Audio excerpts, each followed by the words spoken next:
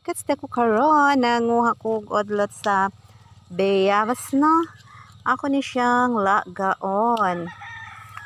Mo ni usang herbal medicine nga gi-maintenance sa akong gina-atseman no. Ani siya. Odlot lang akong gipanguha, odlot. Di ako karon sa kalaybunan. Nanguha og dahon sa bayabas no. Sanida ko siya tabang ba? Sana ay mga balatsian, labi na kung taas og sugar. O sani siya makapatsambal. Makapaayo sa mga samad-samad. Ay siya no. And thank you.